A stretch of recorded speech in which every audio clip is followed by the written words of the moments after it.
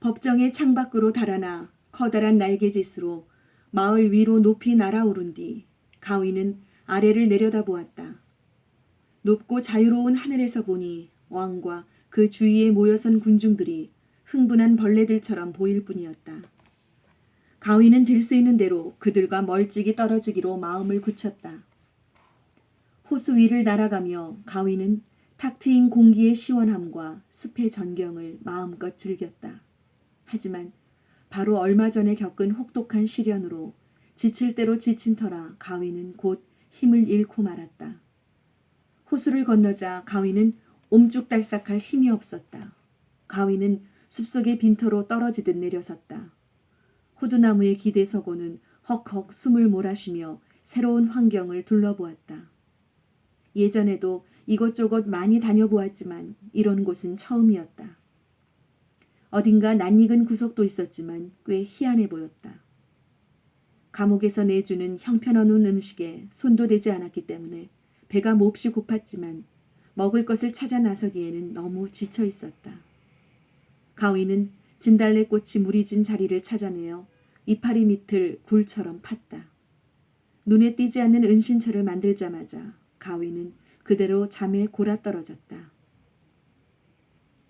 아침에 눈을 떠보니 진달래잎이 몸 위에 수북이 덮여 있어 가위는 깜짝 놀랐다. 재빨리 몸가짐을 바로 하고는 평소 습관대로 깃털을 가다듬고 끼니거리를 찾아 나섰다. 잘못하면 들킬지도 모른다는 것을 가위는 잘 알고 있었기 때문에 조심스럽게 호수 가장자리로만 다녔다. 지렁이 몇 마리와 색다른 식물의 보드라운 새싹 그리고 즙 많은 벌레 몇 마리가 가윈이 찾은 아침거리였다. 가윈은 자취를 남기지 않으려고 물갈퀴가 달린 발에 골프를 엮어 묶고는 호수 가장자리의 축축한 흙 위에 남은 발자국을 없애려고 이리저리 돌아다녔다. 이 이상한 신발을 신고 뒤뚱뒤뚱 돌아다니면서 가위는 지난 며칠 특히 재판받던 날을 떠올렸다. 가슴이 저렸다. 어딘가 먼 곳으로 계속해서 가지 않으면 안 된다고 생각했다. 그렇지만 그렇게 하기에 가위는 마음의 상처가 너무도 컸다. 숲속에서 가위는 절벽 근처로 다가갔다가 한쪽 벽에서 동굴로 통하는 조그만 입구를 찾아냈다. 입구 저 위쪽으로 삐죽삐죽한 바위 사이에 나 있는 좁은 틈새가 창문 구실을 하고 있었다. 그리로 빛이 새어 들어와 구라는 그다지 어둡지 않았다. 가위는 정확하게 뭘 해야 할지, 어디로 가야 할지 마음을 굳히기 전에 이 동굴을 잠자리로 결정했다. 마음을 정하자 몹시 분주해졌다. 새 집의 입구가 눈에 띄지 않도록 막대기 하나와 편편한 돌을 도구 삼아 덤불을 파다가 빈틈없이 심어 놓았다.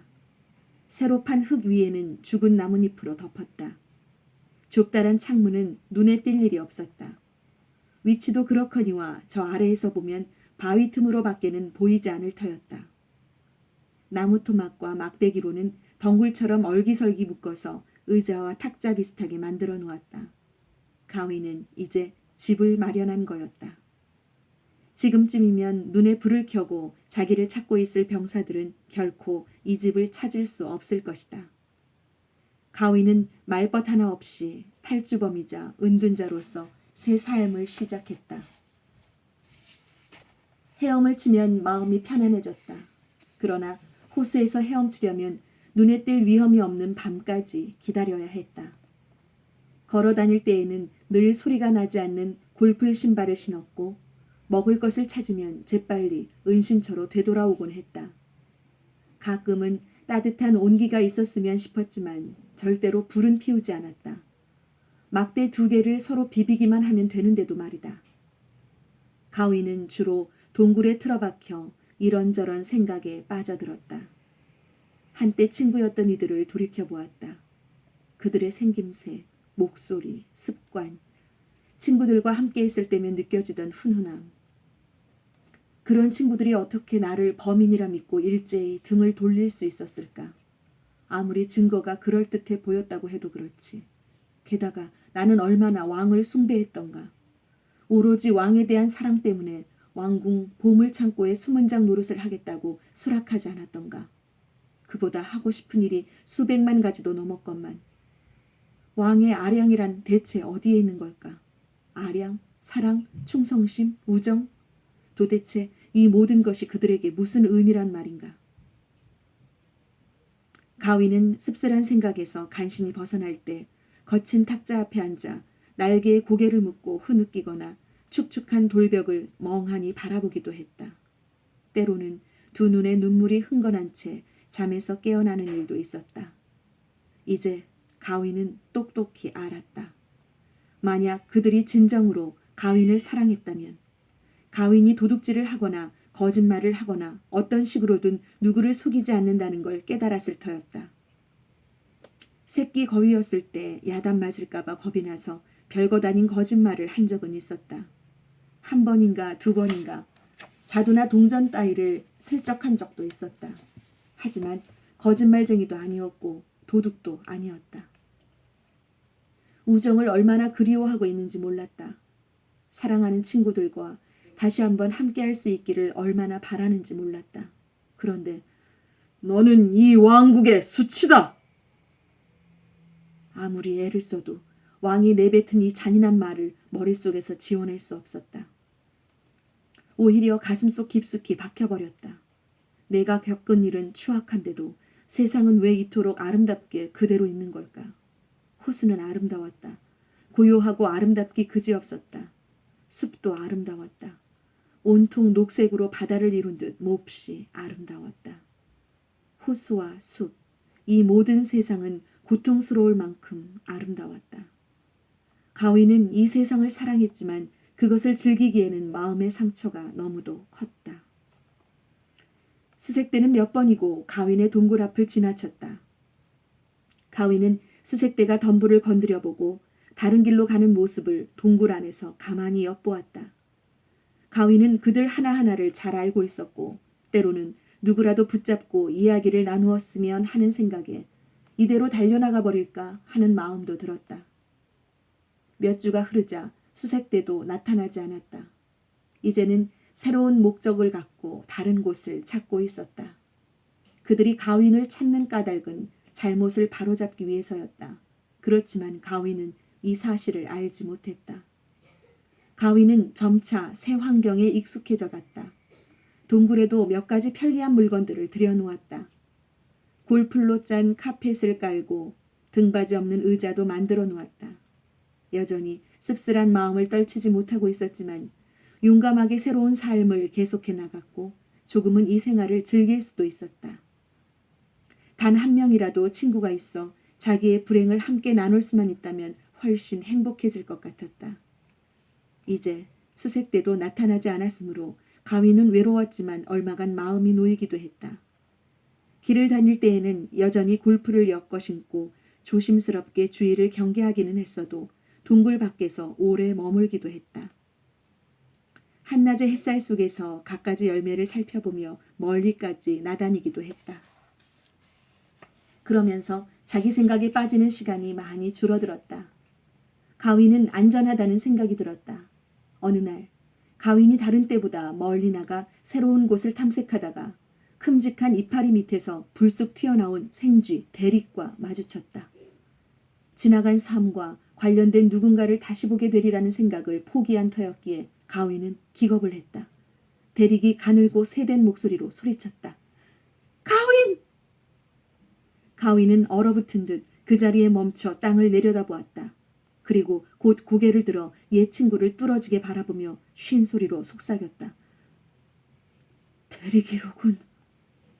가윈은 오래도록 침묵했었는데도 말을 할 수 있다는 것이 무척 놀라웠다. 여기서 뭐하고 있나? 대릭이 대답했다. 자네를 찾고 있었네. 가윈은 웃음을 터뜨렸다. 적어도 웃음이라고 여겨지는 그런 소리를 내려고 했다. 난 자네들이 날 배반하고 감옥에 쳐넣고 법정에 세운 줄 알았는데. 가윈의 목소리에는 비꼬는 기색이 뚜렷했다. 대릭이 말했다. 아니야.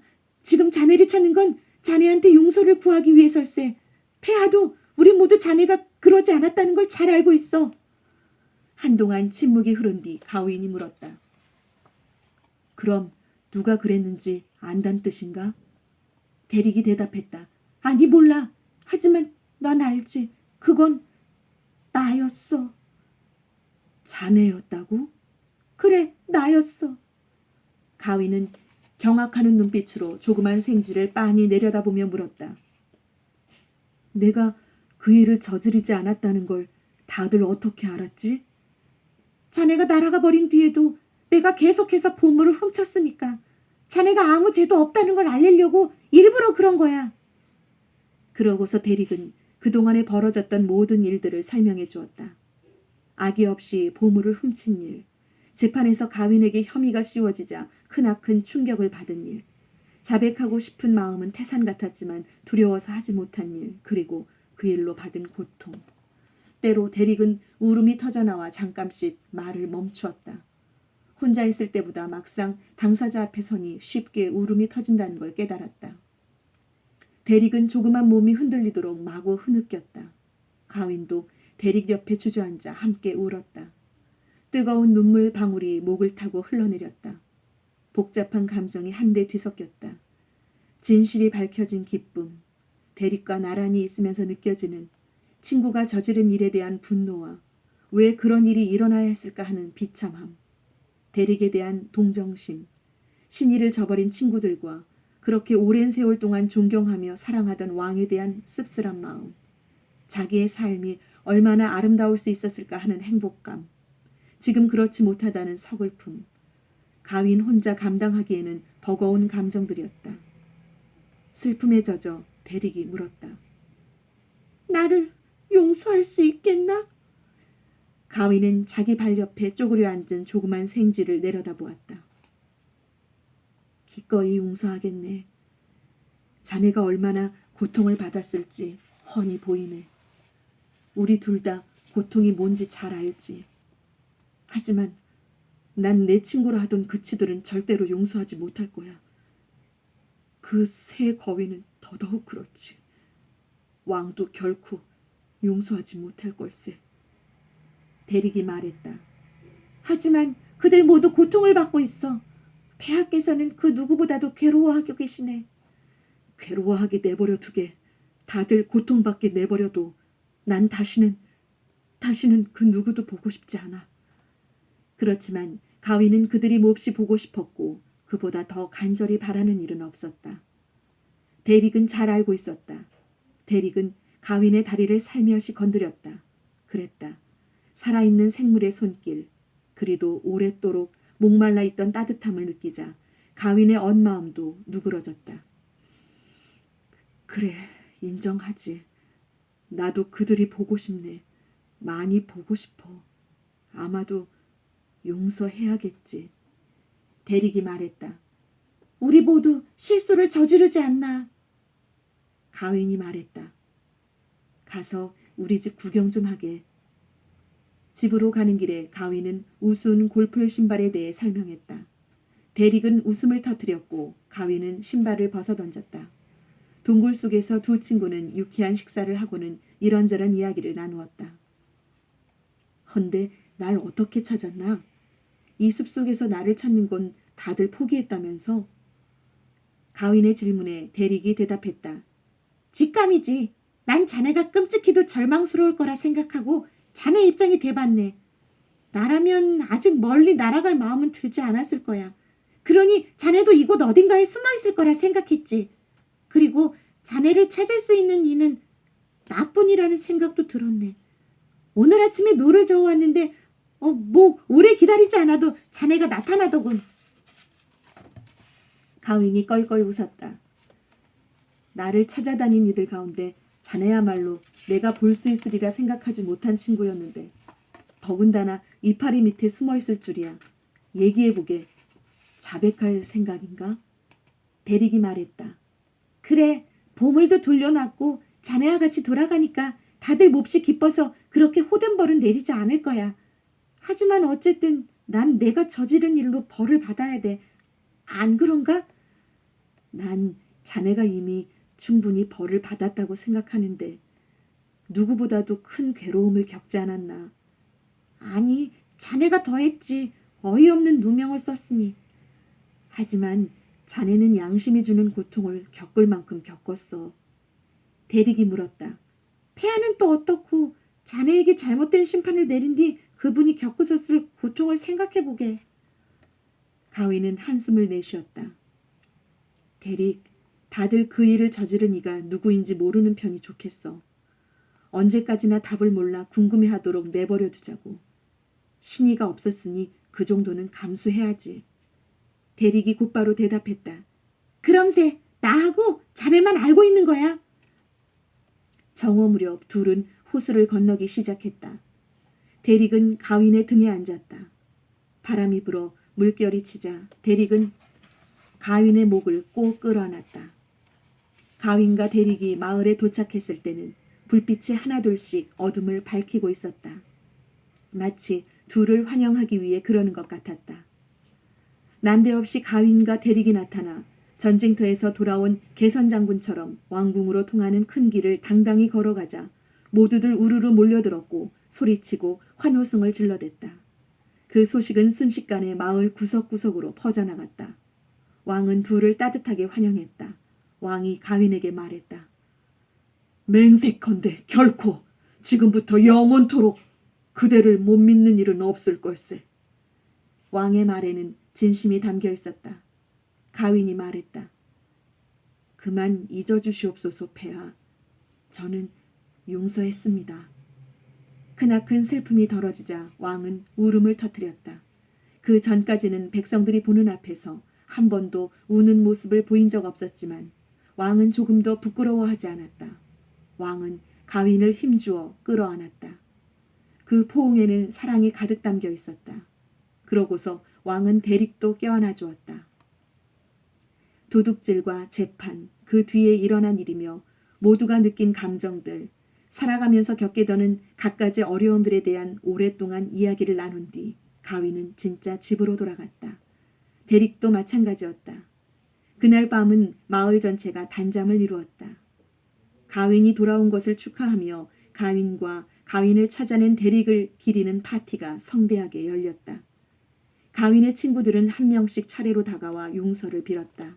가윈은 다시 친구들을 사랑할 수 있었다. 하지만 그들이 얼마나 약한 존재인지 잘 알았으므로 이번에 그들을 향한 사랑은 한층 현명한 것이었다. 왕은 대릭에게 상을 내리려고 했지만 대릭은 한사코 거부했다. 이제 보물창고는 루이자 메이의 아들인 불독 4마리가 지켰다. 가윈의 이름을 딴 가윈과 그 형제들인 가브리엘, 자일스, 아이처보드였다. 왕은 가윈을 왕실 건축 설계사로 임명했다. 가윈은 자기 일을 거둘 조수로 대릭을 뽑고는 곧바로 첫 번째 일, 새로운 오페라 공연장을 짓는 일을 시작했다. 오페라 공연장은 가윈이 가장 좋아하는 달걀 모양으로 만들 예정이었다. 삶이 끝난 뒤에도 설계사의 이름이 영원토록 남을 수 있는 훌륭한 건물을 만들고 싶었다. 가윈을 도와 일을 시작하기 전 대릭은 보물창고 바닥에 난 틈을 남몰래 메웠다. 사실 꼭 필요한 일은 아니었지만 그렇게 하니 기분이 훨씬 나아졌다. 이 모든 사건, 도둑질, 재판, 그 뒤에 있던 일에 마침표를 찍은 듯한 기분이 들었다. 좋은 환경에서도 이런저런 크고 작은 사건들이 일어나듯 왕국에는 다시 한번 행복이 찾아왔다. 세상 그 어느 것도 완벽할 수는 없으니까.